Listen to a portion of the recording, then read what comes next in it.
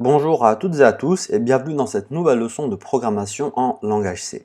Alors aujourd'hui ce qu'on va faire c'est demander à l'utilisateur, donc c'est-à-dire celui qui va voir l'exécution de notre code, on va lui demander d'entrer une valeur et on va stocker cette valeur dans une variable. D'accord?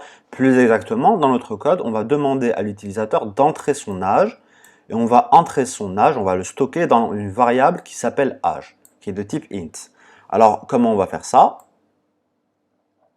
Alors, je vais effacer tout ça et vous l'expliquer. On va commencer par déclarer la variable. Donc, c'est un int, donc int âge. Je vais appeler la variable âge.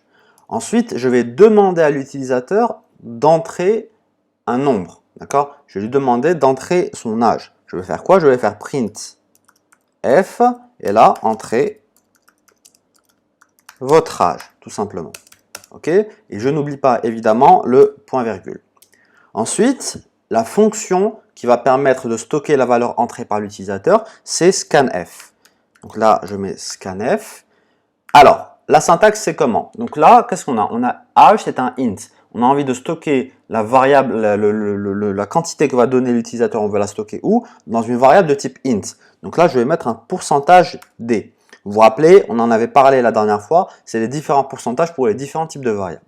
Donc je mets pourcentage d. Ensuite, je mets une virgule, d'accord? Et je vais faire quoi? Je vais faire le symbole AND, comme ceci, et je vais mettre le nom de la variable dans laquelle je veux stocker la valeur entrée par l'utilisateur. Dans ce cas-là, ça va être âge, comme ceci. Très bien. Ensuite, pour bien vérifier que âge contient la valeur qu'a entrée l'utilisateur, on va rajouter un printf. D'accord? On va faire un printf. Votre âge est... D'accord? Et je vais afficher l'âge, donc ça vous savez déjà le faire, c'est un pourcentage D, comme ceci. Je vais mettre du coup un saut de ligne. Et ensuite, ici, je vais mettre le nom de ma variable, c'est âge. Voilà. Je n'oublie pas le point virgule.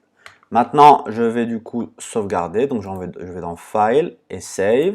Ou sinon, j'aurais pu faire commande S, évidemment. Je vais dans mon terminal. Voilà. J'augmente la taille du terminal, donc commande plus. Première étape, on entre dans ces documents. Donc cd,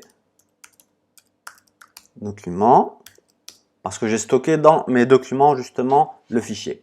Ensuite, je fais gcc-du6o.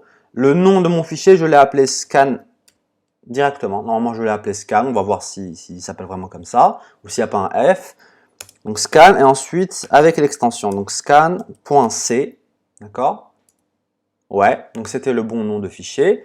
Et ensuite, on va exécuter l'exécutable qui a été créé après l'étape de compilation. On va faire quoi? On va faire point, comme ceci, et ensuite scan. Voilà, donc entrez votre âge, on va dire 21. Votre âge est 21, tout simplement. Donc vous avez vu, la valeur qu'on a entrée ici, d'accord, c'est-à-dire le 21 du coup, a été stockée dans la variable qui s'appelait âge, et en l'affichant, on a bien vu qu'on avait 21. Bon. Alors là, c'est une remarque qui est importante, mais remarquez ici que quand je reprends l'éditeur de texte, je n'ai pas fait de saut de ligne au niveau du scanf. D'accord? Je n'ai pas fait de saut de ligne au niveau du scanf. Pourquoi? Parce que lorsque vous faites scanf, ça va directement sauter la ligne ensuite. Donc là, par exemple, entrez votre âge. Donc là, il y a un espace après les deux points ici. Juste après cet espace, donc à partir de là, je vais entrer mon âge dans le terminal. D'accord? Donc c'est ce que vous pouvez remarquer ici. Voilà. Donc qu'est-ce que j'avais? Ouais. Bon, je vais réexécuter du coup pour que vous puissiez le voir. Donc 21, vous voyez? Donc là, il s'est passé quoi? Il s'est passé qu'il y avait le petit espace ici. Ensuite, j'ai pu entrer mon âge, d'accord? Et le scanf, donc une fois qu'il a scanné mon âge et qu'il a stocké dans la variable âge, il va automatiquement faire un saut de ligne sans que je le spécifie pour afficher le prochain printf. Vous voyez? Donc là, ça a fait le printf, ça a sauté la ligne et c'est venu afficher le printf. Et évidemment, ce printf-là, j'avais fait un autre saut de ligne ici. C'est pour ça que cette écriture-là est venue une ligne après celle-ci, tout simplement.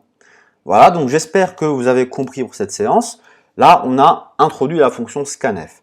La prochaine fois, on va étudier les variables de type tableau.